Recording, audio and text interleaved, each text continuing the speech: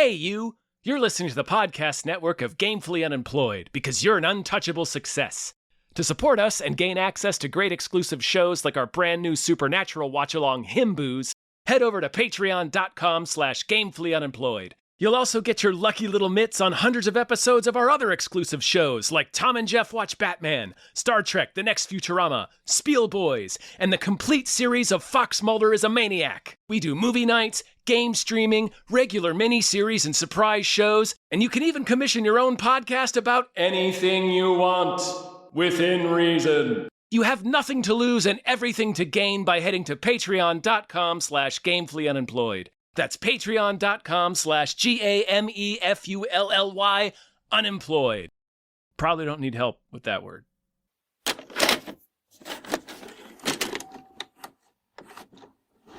Mystery. More like history. Is that what the saying is? Like the Michael Jackson album? I don't know.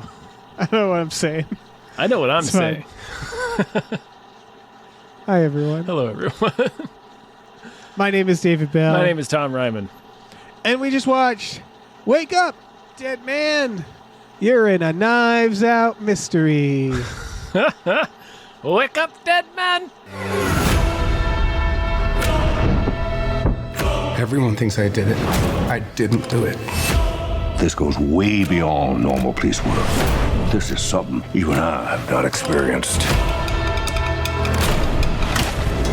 A perfectly impossible crime. Oh, it's a song. It's always a song, right? Maybe. Is it? I think so. Am I wrong about that? Hold on. I know the first one is Glass Radiohead, right? And is Glass Onion a song? It's a song by, have you heard of The Beatles? But it's not spelled like the bug. It's like beat. Like beat? Like you beat someone. Like the beating of a drum? Or like a person. I assume they're like a metal band. A person? Yeah. Yeah. Just hammering him into the ground. Yeah. All right. This is Rian Johnson. This is what he does now. Mm-hmm. It's funny watching They gave Looper. him so many millions of dollars to make Knives Out movies for Netflix. I know. And like, correct me if I'm wrong, Tom. This is my opinion, is that these movies, they basically, you look at them and there's like two categories of how to, I guess, judge these movies or enjoy them, which is as a mystery that is often subversive of the genre. Mm-hmm. And what does Rian Johnson want to say about like the state of America at any given moment? That's true. Yeah. Yeah. They're like a satire. They're satire murder mysteries. Yes. And how many more do you think we're going to get of these? I can't remember if he got a big fat check for 2 or 3, him and Daniel Craigers. Okay. This may be the last one. I don't know. Yeah. I hope if there's Netflix, more. Yeah, I'm assuming Netflix will want to make more. Yeah, I hope there's more too. I generally enjoy these now, where I've kind of like, I know exactly what to expect, which is like a pretty fun movie that will have a political standpoint that I generally agree with, or like something to say that I'm like, that's fun, you know? Yeah. How did you like this one? I liked this one. Me as well. I liked this one. I found, it was a bit kind of repeating some of the same viewpoints as the first one, because it's kind of lampooning, MAGA and the ultra rich, but mostly MAGA. This is mostly about how different people are taken in by it. Right. And the way out of it. So actually, no, this one is considerably different. Never mind. But yeah, I think this one's very specific. The first one was more about class. Yes, that's true. Yeah, I completely retract that statement. I liked the puzzles in this one a little more. It felt like there was more to like think about. This is a mystery. This is his least subversive one. Yeah. This was a murder mystery. This was a honest to God murder mystery. Yeah, where there was actually puzzles to sit and think about. Yeah. And I do think it's kind of good red herrings. Each character was written in a way that it was like, man, there were a lot of possibilities with like a lot of satisfying motives that you could come up with to be like, yeah, that it could be that person. Yeah, there's a few unavoidable things, so Yeah. obviously we're going to spoil this. Yes. I want to say I'm kind of a murder mystery dummy. I'm realizing this because you're usually pretty smart about murder mysteries. I kind of let them wash over me more, where I'm It depends. Sometimes I'm in a mood to like not think about it really hard. Right. But with one like this, like with Rian Johnson or somebody that I like, I don't know, expect a lot from, I'll get excited and then I'll sit there and watch it like I'm doing the crossword puzzle, which is maybe not the best way to watch a movie all the time. But that's the point of a whodunit. It is the point of a whodunit, and I like that he goes back and forth enough between the themes of the movie and the murder mystery. So yes. I'm not sitting there thinking about the murder mystery for too long of a stretch of time before he'll pull you back into, oh, here's an angle of the story with some more of the theme that I'm going to explore here. Also, by being where we know that he can subvert it, it makes it even harder to tell where he's necessarily going with it. Yeah. Because it's like, oh, this could all be thrown out at any given moment. There are certain things that's like storytelling things that are unavoidable. Like, I never really thought about the mystery, but the whole time I was sort of like, why would they show Glenn Close as a kid witnessing that thing if she wasn't important? You know what I mean? Little things like that, where it's like little pieces that I didn't really think about. Like, I never knew, like, by the end of this, I never knew what happened. Like, I was never like, oh, it was this and this and this. But there'll be like these areas of interest where I'm like, that meant something. That had to have mean something, because you don't show it in a movie otherwise. And like there were plenty of red herrings, but there's certain like structural things where it's like I mean, it's called Wake Up Dead Man, so I was like, all right, well, he's coming back in some way. When they're hitting on the resurrection, and the first thing one of the first things they show you is his tomb that has a Lazarus door that can be opened from the inside. Exactly. So like, okay. And it's like, and like the treasure, I was like, it's got to be in that tomb. Like there was little broad things that I was like, you know, like the beginning of, what did they call her? Their words, not mine. The harlot whore. It's a phrase oft repeated. Yeah, where you know from the start of like, she wasn't bad. Like whoever that lady was, we're only hearing it from this one perspective. Right, and that's one of the, and he didn't invent this, but it's tricky to do, and he pulls it off nicely here, specifically with that character, where a lot of times, well, not a lot of times, but anyway, sometimes a red herring can just be information you've seen just with a new context. Yeah. So like we see Grace freaking out and ripping apart the church in the opening memory, and at the time you're like, well, either this is a complete fabrication or like she's embellishing it somewhat, because it's like it's hard to believe. Like you don't have enough information at that point, but it's like it's hard to believe that somebody would desecrate a church just because they're angry. Yeah. Yeah, where she's cartoonishly evil in the opening. Right, you're right. She's so greedy and so grasping. I mean, you can read between the lines as even they're telling us in a very puritanical way. But and then the point is you see that later on, and you understand that she's actually looking for something, and it takes the same piece of information you had, but you were thinking about it in one direction. And like the photograph later on, for instance, the photograph, which is a fun scene where he's holding it up and down in the bar with Jeremy Renner sitting at the... Right. He mitigates the Glenn Close stuff, because even when it's revealed, I was like, oh, yeah. Mm-hmm. Like, it was that feeling, because they make her seem like such a true believer that I thought they were teeing up something else, and then you kind of forget for a while. Like, the confessional scene was like a really where I'm like, okay, that's something. And then enough shit happens that I sort of forgot, you know? And like, to their credit, when they got to the part where it's Josh Brolin's corpse over the bathtub, I sat there and I was like, I don't know how it got there. Like, I'm not sure what happened here. Yeah, I was genuinely, at that point, I was like, I was thinking so outside the box at that point. I was like, okay, maybe Dr. Nat, who is Jeremy Renner's character, his whole thing is he's drunk and pathetic now because his wife left him. And we learn that Josh Brolin has dirt on his small congregation, and he's going to burn them all on this Easter Sunday sermon because he's giving up the priesthood to go pursue wealth and glory. Right. As a politician or a Fox News host, something. Oh shoot, I lost my train of thought. What, the bathtub? Explaining the bathtub. Right, so I thought Jeremy Renner's character, Dr. Nat, had actually killed his wife. And that was the secret that Josh Brolin knew. So That's a good idea. For a second, I thought maybe because when they drain the body and it's the skeleton in there, but it's wearing Dr. Nat's very distinct wedding ring. He has like a nut as a wedding ring. Yeah. I thought, maybe that's like his wife's body, but he put his ring on it to make it look. I was thinking Right. outside the box at that point. Oh, yeah. But like there was enough information in the movie that it supported that theory. So A really smart thing they did is that, okay, you kind of know that he's going to come back. That Josh Brolin's going to come back, even when I knew Jeremy Renner, even Jeremy Renner, I was like, okay, we're doing spoilers, House on Haunted Hill here, where it's like, oh, he's a doctor, so he knows how to and he's there for the autopsy and all this stuff. So part of me was like, maybe they'll explain this idea that he was never dead. It didn't even click in my head. Of course, it's another person coming back. So I was trying to think okay, did he work with him to make him seem like he was dead, but he really wasn't?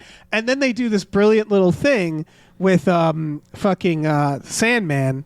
Thomas Hayden Church. Thomas Hayden Church. I love that, by the way. Ryan Johnson is like, yeah, it's always Marvel. It's just going to be Marvel people that are involved in some way. Because was Glenn Close in a Marvel? I feel like she was. I think so. I think she was in the Guardians, wasn't she? She was Nova Prime or something. I just love it's exclusively Marvel actors. I mean, across you can't the board. avoid it now. Everybody's been in Marvel. I know. It's funny that he seems to now specifically okay, if they're a Marvel actor, they're involved in this somehow. Yeah. In the murder, I mean. But yeah, so Thomas Hayden Church.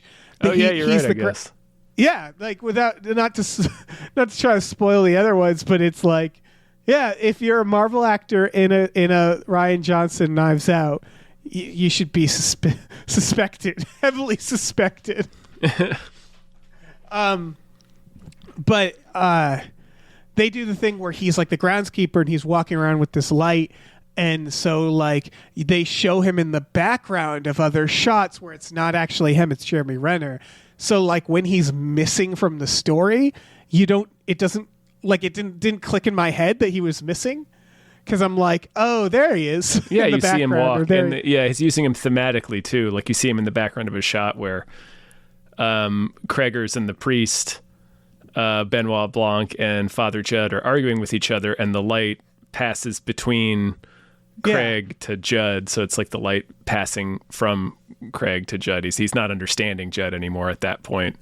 Right. So I was even further not thinking of it any. I was there's Samson, there's Thomas Hayden Church again. Oh, but the lantern is it's cool in the shot and stuff. Yeah, exactly. Yeah, it was a good way of because again, the obvious idea is when he comes back, it's not him. It's not Josh Brolin. Of course it wasn't. It never was. And then things like Glenn Close being you will come back, where that feels oh, she's just a fanatic, where it's no, she knows something.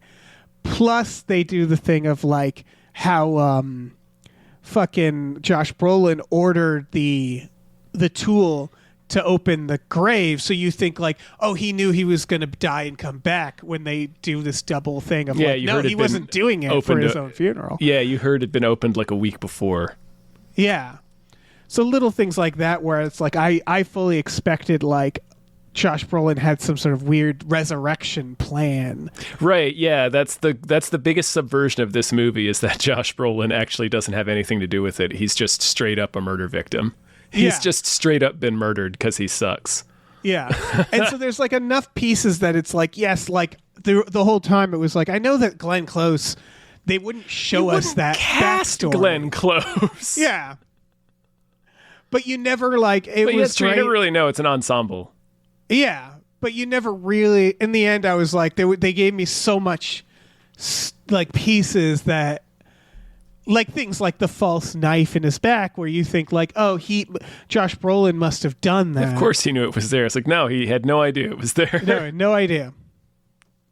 Yeah, it's sort of a 4D chess idea, right? That you think, oh, he's playing 4D chess, but really, he's just a fucking maniac who has no idea what's going on around him. That's interesting. Wonder if that's supposed to mean anything.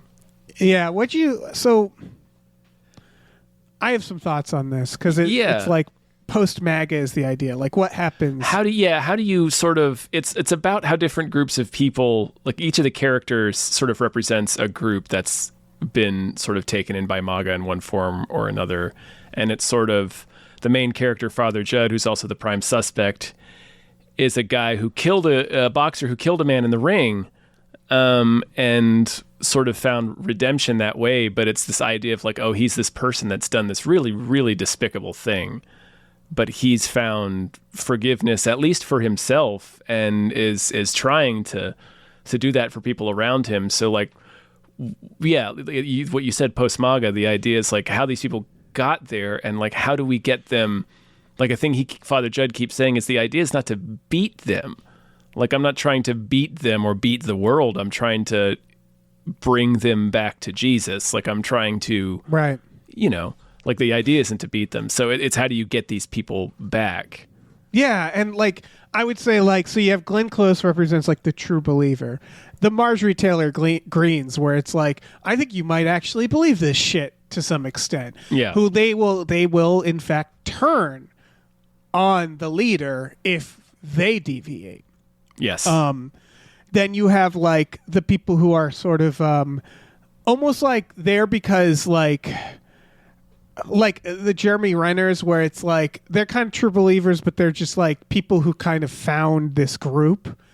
You know what I mean? Like almost like this is just I'm angry and I'm sort of blaming other things in the world for my situation. And it's comfortable. I think he sort of represents kind of the very casual MAGA, if that makes sense. I mean. Yeah, the people who it's like, you don't get the sense that he actually believes in the church. Or that he even really thinks that hard about it. Yeah, exactly. Like, oh, I'm here, you know. I'm here because this is where I was coming. Yeah, this doesn't make me feel bad for having money or being drunk while I'm treating people, being drunk on the job. And also, it's feeding into his anger over his recent separation. That's right. There is that aspect of it. Right. I feel like he's the one who's like, he's been hurt by the world, and this is like the answers. Whereas like you have the people who are like, what's her name from The Alien? The Alien. Callie Spaney. Yeah, who is sort of like looking for like answer, who's like, I want something. I'm supposed to, like, she doesn't believe in God, it seems like, as much as it's like almost transactional. She's tried everything. She has like some sort of degenerative nerve disease, and she's tried everything, and she's come to Josh Brolin, who has told her he can heal her. Yeah. And then you have the people like the son, and like who like it's completely transactional, where it's like, this is for me to launch something off of. Yeah, I don't believe in any of this. This is all artificial. I'm just here to cash in on this for a political career, and then I will take you with me. So that's why you're doing this too, right? Like it's never occurs to him that anyone would believe in this. Right. He's very funny when he's like talking about his political run. He's like, I've tried everything. Yeah. And he names all the shit that people use, and he's just like, no one's like an exhaustive list. Yeah. That actor he did a really good job. That character is so infuriating. Yeah. Very frustrating character. Then you have Andrew Scott, who is perhaps a Scott Adams type. A person at the other end of their career who's finding like a little booster in Scott this, Adams but type. Hates his fucking audience. I love that aspect that he hates. They're all John Goodman from The Big Lebowski. Yeah. That's a really funny gag. Yeah, where he's just trying to get some extra like steam in his career, basically. Like, the well is dry. Yeah, that was great. Where again, you get the feeling he doesn't believe in any of this, but he also he's just kind of out of his mind. Yeah, he's a little like Ben Shapiro. Yeah. A little bit. I would say Ben Shapiro weirdly has a limit, and we're seeing it in real time right now as the thing he cultivated is turning against him. But Oh, geez. Like, who could have imagined? who could have Who imagined? could have Yeah. foreseen? Much Yeah, like he's Josh having- Brolin in this film. I don't think he'll go full Glenn Beck, where Glenn Beck was trying to like repent, and then that didn't work. So he just. But it does feel like, yeah, Shapiro is sort of watching it all go away from him, like he's becoming irrelevant. But, yeah, I mean, there's a There's little some of of that. those vibes in this character, but yeah, he's Kerry really funny in Washington, this. She feels like she's sort of like circumstantially in it. Yeah, she's like, her dad was a big booster of Josh Brolin's and was like a big wheel in getting him in charge of the church. And then she was sort of, because she was trying to follow the hardcore misogynistic teaching of Josh Brolin, and her dad, I guess, was trying to be loyal to both her dad and the church. So has spent her whole life propping up those men's careers. And then also when her dad comes home with Cy, who's we learn later is Josh Brolin's illegitimate son, her dad has her raise Cy as her son, even though at the time she suspects Cy is her brother, like it's her father's illegitimate child. So she's been sort of forced to raise her brother son, no relation whatsoever. She's the most sympathetic, her whole I'd say. life. Yes, she is. Because you get, again, she's like someone who, in this metaphor born is into it, like yeah. born into, like someone who's close to Trump's circle, who's simply like, this is my family or something like that, where it's like, this is just all I've known, really. Mm-hmm. So yeah, and it's She's sort of we learned she's actually very close to Grace in the beginning, Josh Brolin's mom, who's the lady we see breaking down and ripping the church apart. Right. Yeah, and then of course Brolin, who's will burn them all if he has to, without a second thought. Brolin doing a subtle Trump impression. Yeah, I appreciated that they weren't trying to go 1-to-1. No. Brolin is like, I like how he plays it real Brolin, where it's like you look at his eyes and you're like, I don't know what you know, man. Like, I don't know what you're gonna do. yeah, like he's just. It's like, I don't know. It's like dealing with like looking at like a frog. Like I don't know what's going on in there. The Sphinx. Yeah, there's like a feeling of malice, but Did I get it right? I don't know. The part where he's fucking his confessionals about just all the masturbating he's done. the specific dates and times of all the masturbating he's done. Yeah.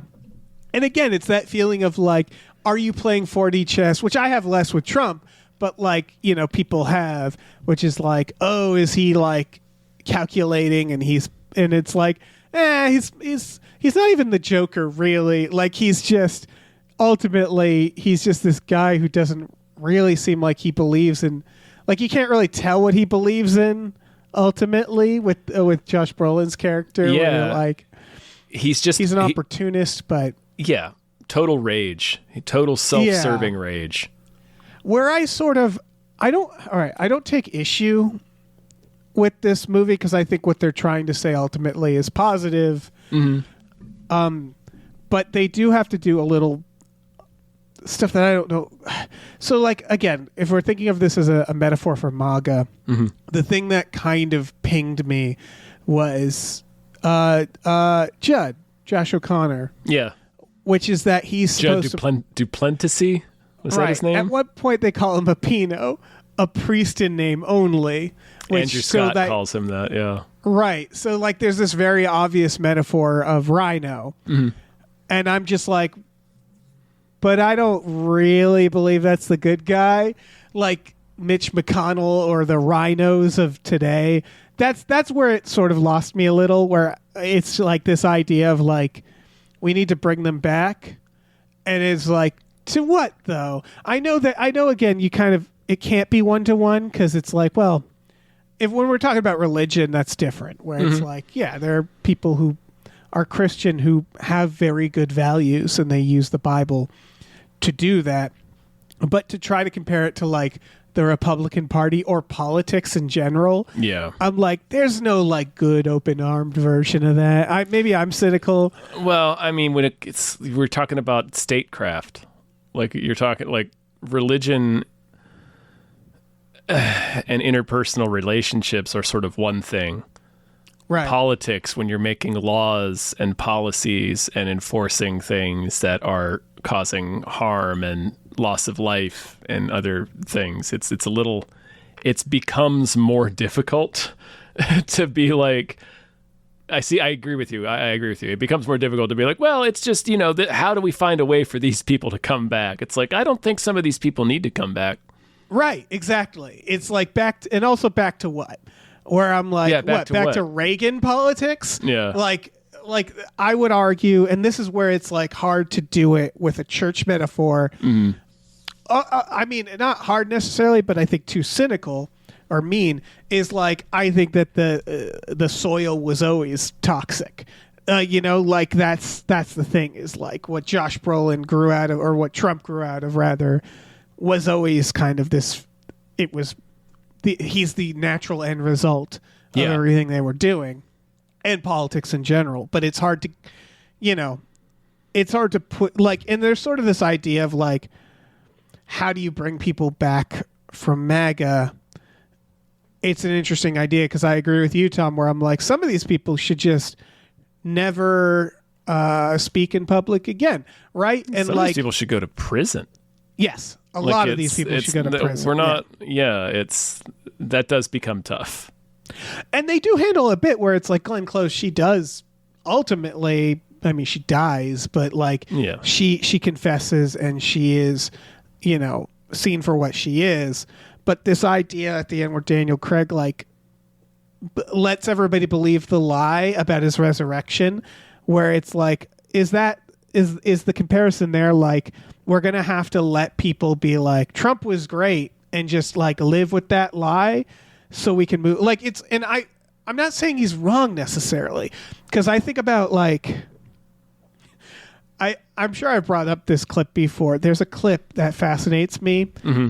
It's the only recorded instance of a rebel yell, meaning that it's like this black and white grainy of soldiers who fought in the Civil War. Yeah, you have talked about this before. For the South, and you realize like these guys fought on the wrong side, but they're 90. And it's like, what are we going to do?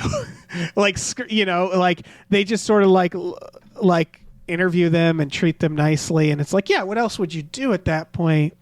Where it's like at a certain point, the people who aren't at the top, just the general supporters, at some point you have to just let it go, right? You have to just say like, this person is like my grandmother or my parent or my sibling. At some point you have to let them sort of quietly move on. Yeah. I mean, it depends. Like, we're getting into... It does. Like, MAGA is committing crimes against humanity. Right, because this also assumes that there'll be justice, yes. right? Yeah. Yeah. And that's what this movie assumes. This movie is weirdly optimistic about it. Yeah. Where they're like, when the dust settles and justice is served, what do we do with the rest of the people? And, I mean, at most, it's like, what happens if Trump...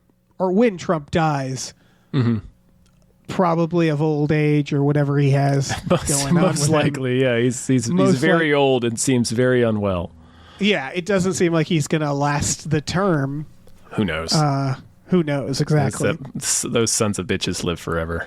Yeah, yeah. They're being pumped with some magic. He's got like ground up unicorn horn and orphan tears, keeping him going. I think the vibe is that like. It clearly, MAGA doesn't seem like it can survive without him, meaning that there's no clear, like, air to it. Yeah. And, like, again, who knows what the future will hold, right? Right. Like, Trump rose to power in, like, a year, right? Like, 2015, we weren't thinking about Trump. And then 2016, that's all we were thinking about. So it's like, who knows what'll happen. But this movie seems to be optimistically like, when the dust settles. And it's sort of, I don't know, I guess that would have been better if they dealt with the justice issue of like, if the justice side of this movie was more messy, I guess. But again, it's just a murder mystery, ultimately. Yeah, I mean, I guess it's the same sort of thing where it's like in terms of the like what you were saying, it seems like Trump's super duper old. Like it seems likely that he will pass of old age or unwellness, within the next 10 years, probably. Yeah. But the movie does seem to say, like with Glenn Close, she does her confessional, but then dies. She doesn't go to jail. Right. So the movie does seem to be saying, well, this is kind of likely the only kind of justice you're going to get is sort of like, everybody knows what a rotten bastard he was. He never went to prison. And You're then right. like No they one sort does of go to jail. No. So, and then at the end, they have that conversation about like, the truth is like what actually happened. Like Glenn Close's confession and everything is out there, but there's still plenty of people keeping the Josh Brolin did in fact come back to life for 24 hours to drown Jeremy Renner in acid. You're right. On the internet. They sort of. That is a funny version of what happened. It is. I love that version. Yeah. Yeah. Yeah, I would subscribe to that version, I guess. Now that you say it out loud, I'm like, yeah, I'd believe the acid version because that's cooler. Yeah, it's pretty rad. Yeah. Yeah, I guess that is kind of exactly what imagines the best case scenario is, where it like Daniel Craig talks about it of like, there's just still these irritating fucks who like, and the Judd is always going to be seen as a murderer, and like there's just going to be these people who just simply don't care, and they'll always be around for a while until they die out, essentially. Like you're right, in this there really isn't justice. Not really. They just sort of go, Yeah, they just go away with the passage of time. Andrew Scott just keeps grifting.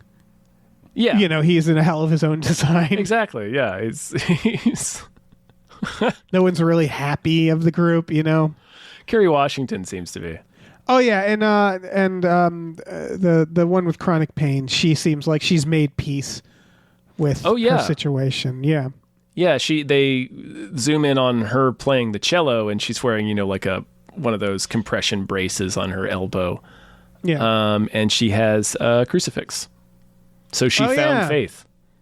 That's cool. Yeah. Yeah, I think ultimately, like, it's the best version that you could do, telling a story about MAGA hidden in this other story, if that makes sense. Where again, I'm sure Rian Johnson, while making it, he's like, it's not going to be perfect. No, it's not going to be 1-to-1, obviously. Right. Nothing ever is, to be fair.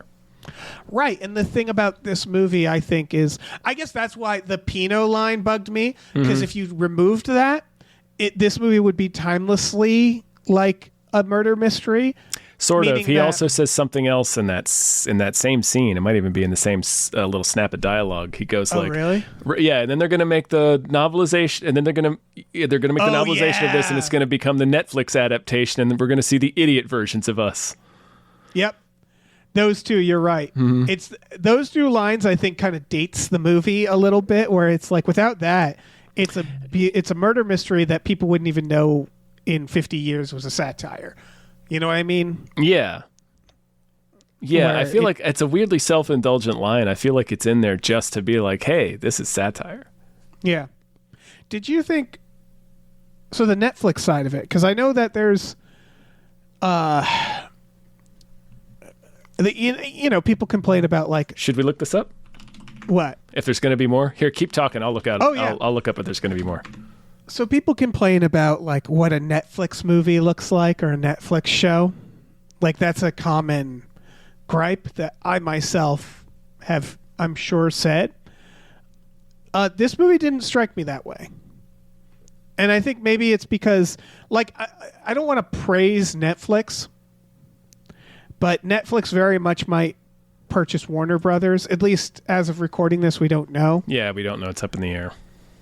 And I think there's been a lot of like the CEO of Netflix has said some really like crappy things about theatrical runs of movies lately, and like they sort of talk about content a lot. And Well, yeah. you know, like streaming is It's not any different from the people currently running Warner Brothers. yeah, exactly. And that's the thing is like I guess to Netflix defense, this felt like a movie. Does that make sense? It did, Like it yeah. was lit well. They didn't have characters. I would have seen this in the theater. exposition. I would see every Knives Out in the theater, you goofs. Yeah. And I think Netflix does have movies. You know, they did what, Roma? Is that what that was called? They've done they have indulged Mank? Remember Mank? Mank. Yeah, like to their credit, They have Fincher. They have like the last 3 Fincher movies. right. Or 2 at least. It to their credit, they treat movies like movies, and this is weird to say, but like when the credits ran, they didn't immediately go like, "Next up, watch this. We're filling your screen, counting down 5, gosh, 4." yeah. Like they still did it about a minute into the credits, mind you. It's still like stop doing that streaming. Yeah, please. I want to watch the credits. Weirdly, I think Amazon's worse about it. where it's Amazon like is a- terrible about it. They'll They come up literally before give the you, like, this fucking 5 episode's over. Yeah, and that's the thing is, I guess like I understand Go TV. away. Yeah. I understand like some things where it's like if you're watching Stranger Things and the credits roll and they're like, we know you want to watch the next one. Like, Yeah. they clearly don't care Netflix if it's actually a movie or not. you're talking about Amazon. Amazon. Like, I understand watching the X-Files on Amazon and they're like, all right, let's get to the next Next one, X-Files. let's speed it up, episode. speed it up. But like when you're watching, like a Scorsese film or something, and then they're like, "All right, we give you 5 seconds to enjoy the credits, and now we're going to recommend 6 things, and they're going to fill the screen, and we're just going to autoplay something." It's like let movies be movies. Yeah, just you know let, what I mean. let things breathe for Christ's sake.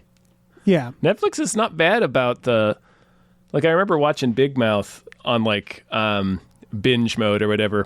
And for the credit sequences where it would do like a variation on the theme song, it would let it play, like it wouldn't skip ahead. So like Right. they had programmed in for that show. It's one of their shows, obviously. yeah. They I think had at least care gone to about that their extent shows. to be like, well, we want our shit to play correctly. Because when you think about TV, and this isn't about this movie specifically, but you remember watching TV in the 90s where credits would roll and they'd like cut to a news clip. Like tonight at 11, and like the credits would be crammed in the side. Into a corner or at the bottom. It depended on what part of the 90s you were in. Like, Yes. yeah. And if you're watching a movie on TNT, for example, they're not going to be precious about that movie. Oh, buddy. They put it up in the corner and speed through that. But I actually appreciate that because that means they're cutting out less of the film to air it. Yes. Because they have to fit it into a time slot. So Yes. It's all to say that the problem with streaming is it's both TV and now how we like because that you take that and then you say okay, but then when you went to Blockbuster and rented a movie, you're just getting the movie, yeah. and it's like streaming has to understand that they have to be both now because we don't have Because a choice. they've killed those things. Yeah. So like I Now don't you're want to be it. watching my TV, like the Roku television will do this. I'll be watching a movie and a pop-up will come in the bottom and go like, there's other ways to watch this movie. And I'm like, yeah, I'm watching it already. You don't fucking like The way I'm go doing it go right over to now, this and watch it perhaps. now. Yeah. And it's like you Should I have to guess? fucking give people that. You have to make there's a difference. Yeah. But Like, yeah, if I this felt like a purchased the movie-ass movie. Yeah, and that's all to say that this felt like it wasn't like Netflix considering it content and like actually thinking about it like a film. And I think in part that's because Rian Johnson, right? Like they probably do that for their own content more than they do someone else's. And these, like I was saying, these movies had a big budget. Oh yeah. Did you find out if they're making more? It's up in the air. Both Rian Johnson and Daniel Craig have said that they're open for more, but it will depend on how this one does. That contract that they signed was only for the past 2. I see. So yeah. Yeah, I mean, I could watch so many of these. I've watched as many of these as they care to make. I watched every single Poirot mystery yeah. starring David Suchet. He did all of them. it's funny because like mysteries seem like they seem like something that there's a finite amount of mysteries you can make. Yeah. And that's not true at all. No. It's just interesting how that is, where it's like they actually go into it. They get meta in this, where they're like a locked room mystery. Talk about the locked room, yeah. Yeah, and they're like, that's what this is. So let's actually take out mystery books and talk about what are there's only a limited amount of things that could be. And yeah, that's very meta of them. But it's the how, right? Like it's, it's like saying that it's the same as like there's only like, 5 or 6 different stories, but it's how you tell them. And that's what he kind of honed in on, Rian Johnson, is that like, that's why he's made them so much more subversive, where it's like, okay, you can't just do a straight up murder mystery. There has to be like more you layers to could, that. but he doesn't care to. Right. This is what he wants to do. The mystery is the motive, it seems, more than anything else. Or like, or the the fallout. I don't know. The first Knives Out, the mystery is almost realizing that the movie isn't a murder mystery. It is, but it doubles back on itself like 2 or 3 times. So Yeah. it's like the second one was neat because it subverts who the victim is. Right. And then this one is just pretty much a straightforward. This one felt like it was playing a metagame, though, because I think it knew that I knew that clearly Josh Brolin orchestrated this in my mind. Oh, yeah. That's what they want you to think. And it's called Wake Up Dead Man for a reason, where it's like, all that is like, so the whole time you're kind of waiting for a subversion that he's not, like, it's just funny that the twist is there was no twist to his death. Like you said, he's just the victim. He's just a victim. He just got killed. Which is a good, on the metaphor of the Trump stuff, where it's like Trump's not a victim, but it's like he's not complicated, is like kind of the twist there, which is like he's not playing 4D chess. No, he's not complicated. He's just this big angry goof. Yeah, exactly. That like just sucks and doesn't really know what he's going to be doing day. Like, Nope. like just he loves himself, and and whoever the last person he talked to, yeah, that's what he's on. So like they give that kind of vibe here, where it's like, again, he's like a shark. Yeah. Everybody does great in this, by the way. Yeah, it's a great cast. It really Did we is. mention everybody? I think we got everybody. Mila Kunis is there. Mila Kunis, that's right. She's the sheriff. Yeah. Like the show. She's the Jeffrey sheriff. Wright is briefly Jeffrey Wright. there. Yeah, in the beginning and the end, we get a Jeffrey Wright. Yeah. Yeah, he was there for a day. Yeah. That's chill. I love the vibes, by the way. This is like personal taste, but like, fucking this like this old seeming church. They note that it's like it's not really old. It was built to look old. Yeah, it's about 100 years old. Yeah. This like I don't know where this takes place, but it has that like New England, Maine vibe of like this. It could be Pacific Northwest too. It's just like this sort of rainy forest area, murder mystery shit. I think it's like upstate New York because Josh O'Connor's character Judd is from Albany. Right. Yeah. Yeah. I just like the general vibes. Yeah. That it had. I like that it feels like it has like supernatural vibes, right? It's guy in the dark with the lantern, and I like the slow. Like you don't get the murder until the first hour, pretty much. You're right. Just like the other ones. Yeah, it does a silly thing that I did enjoy, which is that because this felt very like especially Sherlock Holmes, where you get a letter. Where Sherlock will get a letter in the mail of like, this is my situation, come help me. And it starts that way. And in fact, Daniel Craig doesn't show up until like it feels like 30 minutes in. Yeah. Maybe more. It's pretty far into the movie.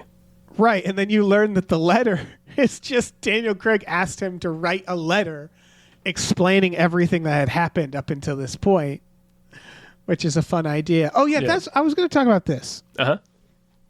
I'm not saying this is a plot hole. I just didn't quite understand this. Josh O'Connor, at certain points, he wants to turn himself in. Yeah. Why? He didn't do anything. He thinks he did. Why? Because he had that nightmare about stabbing Wicks, and then he wakes up and his hand is on the sickle that has killed Thomas Hayden Church. Oh, right. That's the murder. Yeah. Sorry, I was still thinking of the first murder. Oh, no, of Brolin, of Wicks? Yeah.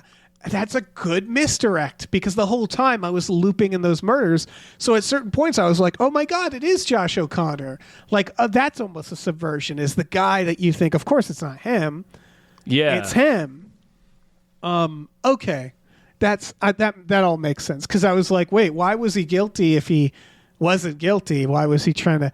That makes sense. Because Sure. he's like, at least in self-defense, I might have killed Right, this man. and we have that backstory of him where he has killed somebody with his bare hands before. Right, So, so it's he like, thinks he's that like, he just shit, it happened again. instinctively did it. Yeah.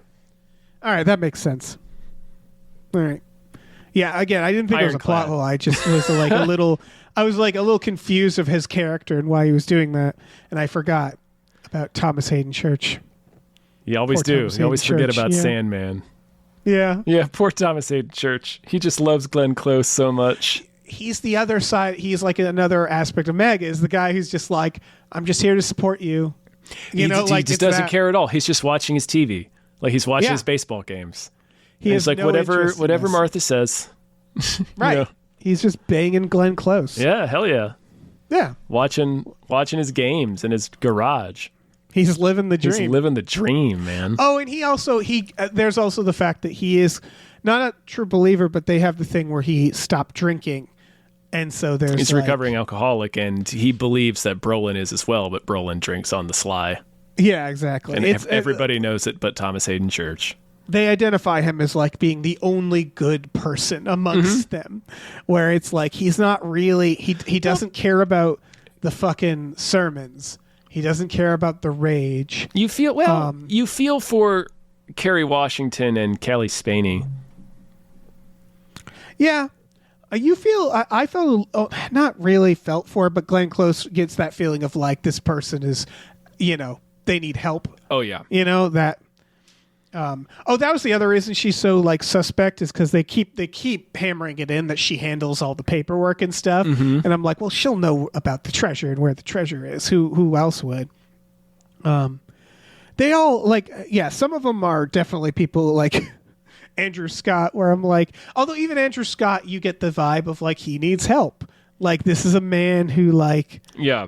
they all have some vulnerability to them where it's like they're clearly people.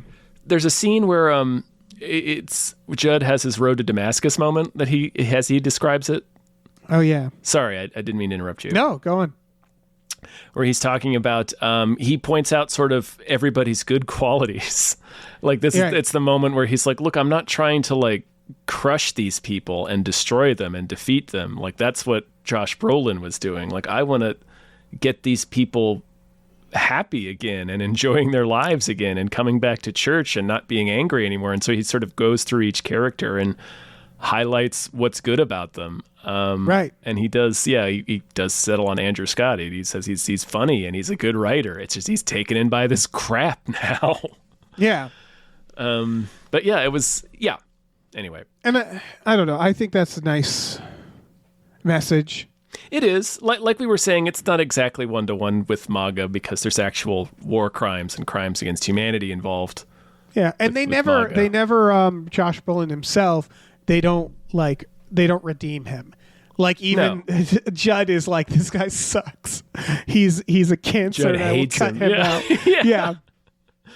Like, so Oh, man. it's not trying to be like centrist about it. Again, it's trying to be like as positive as it can be without, again, it's not a one-to-one, and I don't think it's trying to be. Yeah.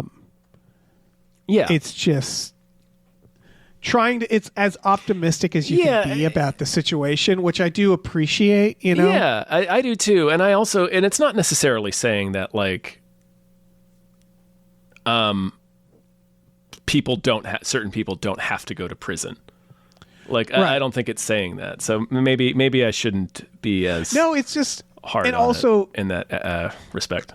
yeah, it's a movie. And what I Yes, mean by movie. that, it's kind of weird to compare it to One Battle After Another, but that's another movie where it's being optimistic, and in order to be optimistic, it also has to recognize that it's not one-to-one. Like, these are people at a church. This isn't MAGA.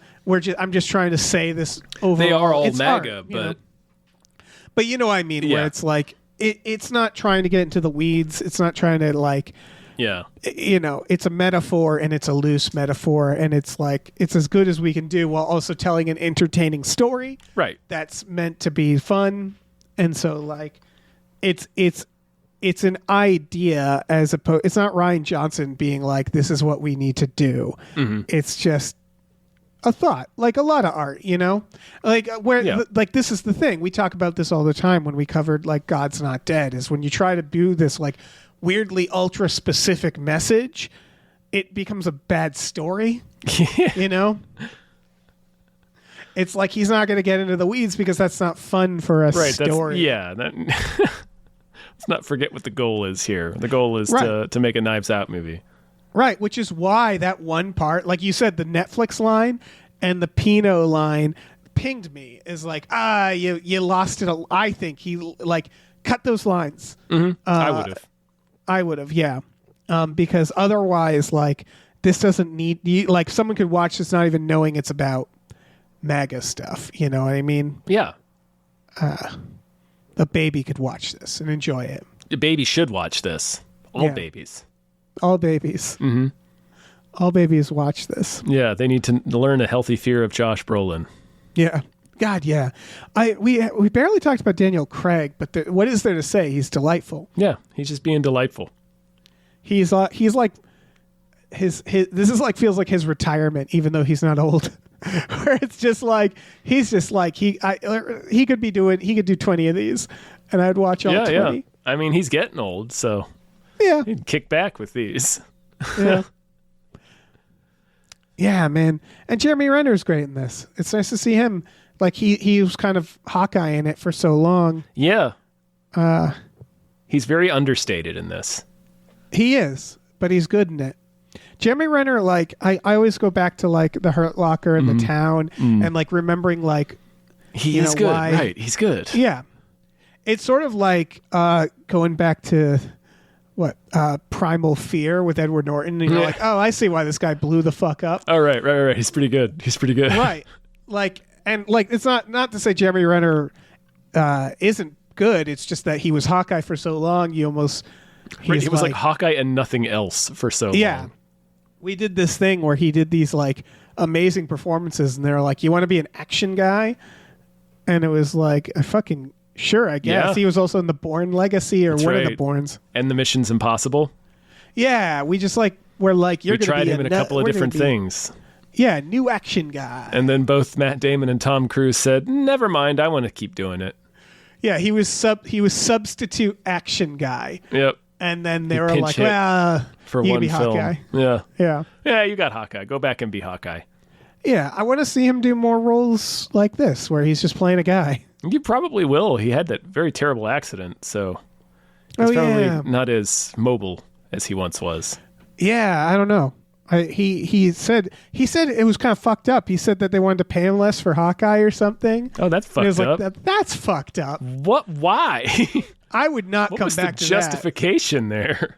that. I think because he's not very mobile or something. They were like, So we're gonna I have don't to know. do more stunt. I don't understand the. Anyway, we're only hearing his side of it. But yeah, like, we don't need to argue over Jeremy Renner's money. He's fine. he'll be fine. Yeah, he's doing good. Good for him. All right. All right. I don't think I have anything else to say about it. No, I enjoyed this. I continue. These are like, and I don't mean this in a derogatory way. These are really solid, like airplane movies, not to watch for the first time on an airplane, but like they're comfort films. That's what I'm really saying. Is like these are becoming comfort films very quickly I could see that. in my mind, where they're so delightful, and like I don't really, I just keep them coming, keep churning these out. Yeah, keep you know? giving them to me, man. Whatever you got. I'm sure they're hard to write, so it's silly to be like churn them out. But like, yeah, I want more of these. Plus, he's writing that show Poker Face, so he's kind of churning out mysteries. Right. I need to watch that. Same. Yeah. Also, listen, Ryan Johnson, I know you're listening. Not trying not to ask too much, but I would love more sci-fi from him as well. Oh yeah, Like- give us another Looper. Yeah, do it all. Do all of those things at once because, Do everything. do Dance. everything. Dance, monkey, dance. Thanks for listening, everybody. Thank you. We have a Patreon, patreon.com/gamefullyunemployed.